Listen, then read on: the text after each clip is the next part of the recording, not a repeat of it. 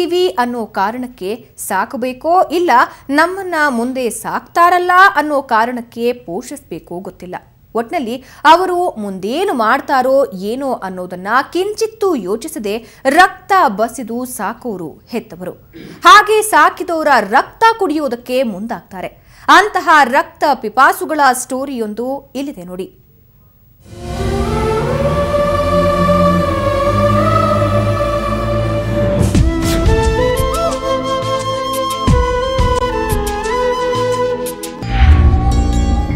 ನನ್ನ ಹೆಸರು ಪುಷ್ಪ, ವಯಸ್ಸು 69 ವರ್ಷ, ಶೃಂಗೇರಿ ನನ್ನೂರು.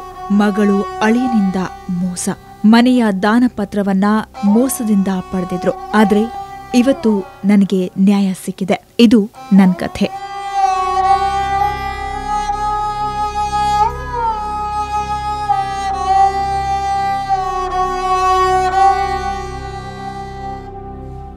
ನಾನು ಶೃಂಗೇರಿ ಮಠದಲ್ಲಿ ಇದ್ದೆ. ಅಲ್ಲಿ ಶಾರದಾ ಧನ್ವಂತರಿ ಆಸ್ಪತ್ರೆ ಅಂತ ಅಲ್ಲಿ ಕೆಲಸ, ಆಯಾ ಪೋಸ್ಟಲ್ಲಿದ್ದೆ ಕೆಲಸದಲ್ಲಿ. ರಿಟೈರ್ಡ್ ಆದ್ರ ಮೇಲೆ ಆಶ್ರಯ ಮನೆ ಮಾಡ್ಕೊಂಡಿದ್ದೆ ನಾನು. 30 ಪಾರ್ಟಿ ಆಶ್ರಯ ಮನೇಲಿ ಇದ್ದೆ. ಇದ್ರ ಮೇಲೆ ಮಗಳು ಅಳಿಯ ನನ್ನ ಜೊತೆಲೇ ಇದ್ದರು.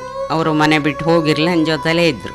ಆಮೇಲೆ ಅವರು ನಾನು ರಿಟೈರ್ಡ್ ಆದ್ರ ಮೇಲೆ ನೀನು ಅದನ್ನೆಲ್ಲ ಬರ್ಕೊಡು ನಮಗೆ ಅಂದರು. ಇಲ್ಲ ಕೊಡಲೇಬೇಕು ನೀನು, ನಾವು ತಾನೇ ನಿನ್ನ ನೋಡೋದು, ಬೇರೆ ಯಾರೂ ನೋಡೋದಿಲ್ಲ, ನಾವೇ ನೋಡೋದು, ಬರ್ಕೊಡು ಅಂತ ಫೋರ್ಸ್ ಮಾಡಿದ್ರು. ಒಂಥರ ಜೀವ ಬೆದರಿಕೆನೂ ಹಾಕಿದ್ರು ಸರ್.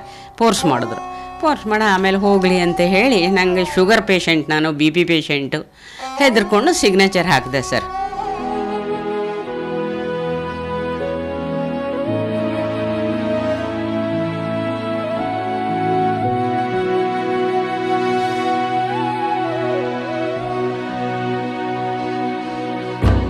ಅವ್ರು ಏನು ಮಾಡಿದ್ದಾರೆ ಅಂದರೆ, ನಾನು ಬರೆದಿದ್ದೇ ಬೇರೆ ಸರ್. ನಾನಿರೋಲ್ಲ ರೀ, ನನ್ನ ಹೆಸರಲ್ಲಿ ಇರಲಿ, ಆಮೇಲೆ ಮಗಳಿಗೆ ಅಂತ ಹೇಳಿ ನಾನು ಲಾಯರ್ ಹತ್ರ ಬರೆಸಿ, ಸತೀಶ್ ಲಾಯರ್ ಅಂತ ಲಾಯರ್ ಹತ್ರ ಬರೆಸಿ ಕೊಟ್ಟಿದ್ದೆ ಸರ್. ಅವ್ರ ಲಾಯರ್ನ ಬುಟ್ಟಿಗೆ ಹಾಕ್ಕೊಂಡು ತಾಲೂಕು ಆಫೀಸಿಗೆ ಹೋಗಿ ತಾಲೂಕು ಆಫೀಸಲ್ಲಿ ದಾನಪತ್ರ ಅಂತ ಮಾಡಿ ಸಿಗ್ನೇಚರ್ ಹಾಕ್ಸ್ಕೊಂಡಿದ್ದಾನೆ. ನಾನು ಒಬ್ಬಳೇ ಸಿಗ್ನೇಚರ್ ಹಾಕ್ಸ್ಕೊಂಡ್ರೆ ಸರ್. ಸಿಗ್ನೇಚರ್ ಹಾಕಿ ಎಲ್ಲ ಆಗಿ ಒಂದು 3 ತಿಂಗಳು ಏನೋ ಅವ್ರ ಜೊತೇಲಿದ್ದೆ ಸರ್. ಆಮೇಲೆ ನೀವು ಮನೇಲಿ ಇರೋದು ಬೇಡ, ನೀವು ಹೊರಟೋಗಿ, ನಿಮಗೇನು ಗಂಡು ಮಕ್ಕಳಿಲ್ವಾ, ಹೊರಟೋಗಿ ಅಂತ ಅಂದ್ರು. ರಾತ್ರಿ 11 ಗಂಟೆಗೆ ಮನೆಯಿಂದ ಹೊರಗೆ ಹಾಕಿದ್ರು.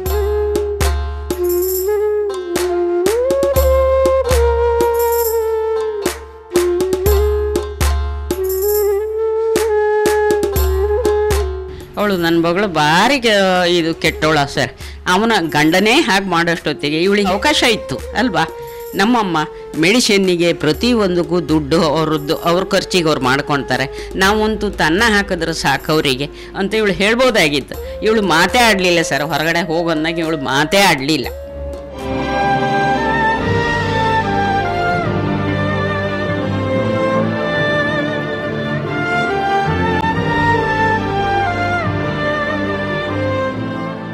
ಪಕ್ಕದಲ್ಲಿ ಒಂದು ದೇವಸ್ಥಾನ ಇತ್ತು, ದೇವಸ್ಥಾನದ ಹತ್ರ ಕೂತಿದ್ದೆ ಸರ್.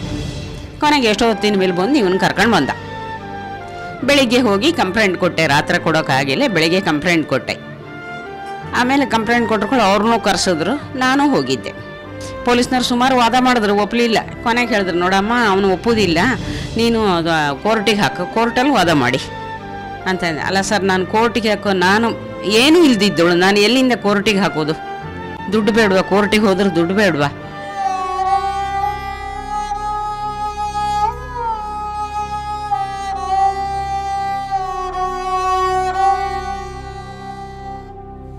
ತುಂಬ ಹೆಲ್ಪ್ ಮಾಡಿದ್ರು. ರವೀಂದ್ರನಾಥ್ ಅವರು ಬಾಳೆಗಿರಿ ಇದ್ದಾರಲ್ಲ, ತುಂಬ ಹೆಲ್ಪ್ ಮಾಡಿದ್ದಾರೆ ಸರ್. ನನಗೆ ತುಂಬ ಸಹಕಾರ ಮಾಡಿದ್ದಾರೆ. ಉಡುಪಿಗೆ ಹೋಗಿ ಲಾಯರ್ ಕೇಳಿದ್ರು, ಏನು ಎಂತ ಅಂತ ಎಲ್ಲ ಹೇಳಿದೆ ಸರ್ ನಾನು. ಹೌದಾ ಅಮ್ಮ, ನೋಡೋಣ, ಇನ್ನೊಂದು ಸರಿ ಬರಬೇಕಾಗತ್ತೆ ನೀವು ಅಂದರು. ಆವಾಗ ಹಾರ್ಟ್ ಅಟ್ಯಾಕ್ ಆಗಿಲ್ಲ ಸರ್ ನನಗೆ. ಆಮೇಲೆ DC ಆಫೀಸಿಗೆ ಕರ್ಕೊಂಡು ಹೋದರು. 2 ಲೆಟ್ರ್ ಬಂತು, ಇಂಥ ದಿನ ಕೋರ್ಟಿಗೆ ಹಾಜರಾಗಬೇಕು ನೀವು ಅಂತ ಹೇಳಿ ಲೆಟ್ರ್ ಕಳಿಸಿದ್ರು. ಅಲ್ಲ ಅವ್ರ ಹತ್ರ ಎಲ್ಲ ಮಾತಾಡಿ ಬಂದಿದ್ರು DC ಹತ್ರ. ಕೊನೆಗೆ ಆ ದಿನ ಹೋದವು ಸರ್ ನಾವು. ಅದಕ್ಕೆ ಹೋದಾಗ ಅವ್ರ ಗಂಡ ಹೆಂಡ್ತಿನೂ ಬಂದಿದ್ದರು. ಬಂದು ಕೊನೆಗೆ ಅವ್ರು ಹೇಳಿದ್ರು 2 ಲಕ್ಷ, ನಾನು 5 ಲಕ್ಷ ಕೇಳಿದೆ ಸರ್, 5 ಕೊಡಿ ಅಂದೆ. ಆಗೋದೇ ಇಲ್ಲ ಅಂತ ಕೂತರು. ಆಮೇಲೆ 3 ಕೊಡಿ ಅಂದೆ, 3 ಕೊಡೋಕ್ಕಾಗೋದಿಲ್ಲ. ಕೊನೆಗೆ 2 ಲಕ್ಷಕ್ಕೆ ತಂದು ನಿಲ್ಲಿಸಿದ್ರು ಸರ್. 2 ಲಕ್ಷ ಕೊಡ್ತೀವಿ, ಅದು ಕೊಡೋದಿಲ್ಲ ಅಂದರು. ಕೊಡದೇ ಇದ್ದರೆ ಮುಂದೆ ನಂಗೆ ಏನು ಮಾಡಬೇಕಂತ ಗೊತ್ತಿದೆ, ನಾ ಮಾಡ್ತೀನಿ ಅಂದರು ಅವರು. ಆಮೇಲೆ ಒಪ್ಕೊಂಡ್ರು ಸರ್, 2 ಲಕ್ಷಕ್ಕೆ ಒಪ್ಕೊಂಡ್ರು.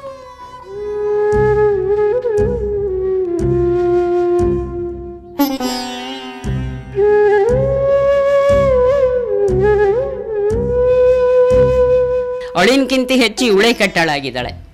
ಇವಳು ಗಲಾಟೆ ಮಾಡಿದ್ರೆ ಸರ್ ಅವನಿಗೆ ಕಳಿಸೋ ಅವಕಾಶ ಇರಲಿಲ್ಲ. ಯಾಕಂದ್ರೆ ನನ್ನ ಸೈಟು ಕಳಿಸೋ ನಾನು ಅದು ಹೇಳಿದ್ದೆ, ನನ್ನ ಕಾಲದ ಮೇಲೆ ಇದ್ದಿದ್ದೆಲ್ಲ ನಿಮಗೇನೆ, ಇನ್ನು ಯಾರಿಗೂ ಅಲ್ಲ, ನನ್ನ ಗಂಡು ಮಕ್ಕಳೇನು ಬರೋದಿಲ್ಲ ಅಂತ ಹೇಳಿದ್ರು ಕೇಳಲಿಲ್ಲ ಸರ್.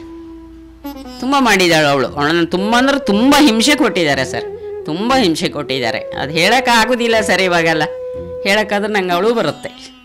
ಊಟ ತಿಂಡಿಗೆ ಪ್ರತಿಯೊಂದಕ್ಕೂ ಮಾಡಿದ್ದಾರೆ ಸರ್ ಅವರು.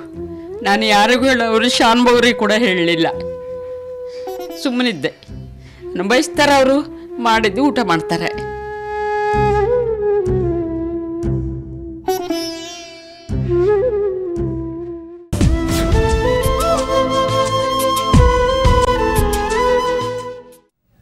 ನೋಡಿದ್ರಲ್ಲ, ಎದ್ದು ಗಡದ್ದಾಗಿ ಆ ಜೀವಗಳು ಗುದ್ದಾಡೋದಕ್ಕೂ ತಾಕತ್ತಿಲ್ಲ, ಬಿದ್ದು ಸಾಯೋದಕ್ಕೂ ಆತ್ಮಸಾಕ್ಷಿ ಒಪ್ತಾ ಇಲ್ಲ. ಇಂಥ ಕಟುಕ ಸಮಾಜದ ಮತ್ತಷ್ಟು ಕರಾಳ ಮುಖವನ್ನ ಇಡೀ ದಿನ ಸುವರ್ಣ ನ್ಯೂಸ್ ಬಿತ್ತರಿಸುತ್ತೆ. ಆದರೆ ಅದೆಲ್ಲದಕ್ಕಿಂತ ಹೆಚ್ಚಾಗಿ ಇವತ್ತು ಸಂಜೆ 7 ಗಂಟೆಗೆ ಇಂತಹ ಅಶಕ್ತ ಜೀವಗಳಿಗೆ ಬೆನ್ನಾಗಿ ನಿಂತಿರುವ ಒಬ್ಬ ವ್ಯಕ್ತಿಯನ್ನ ನಾವು ನಿಮಗೆ ಪರಿಚಯಿಸ್ತೀವಿ. ಮಿಸ್ ಮಾಡ್ಕೊಳ್ದೆ ನೋಡಿ ಹೆತ್ತ ಕರಳು ಕಥೆಗಳನ್ನ.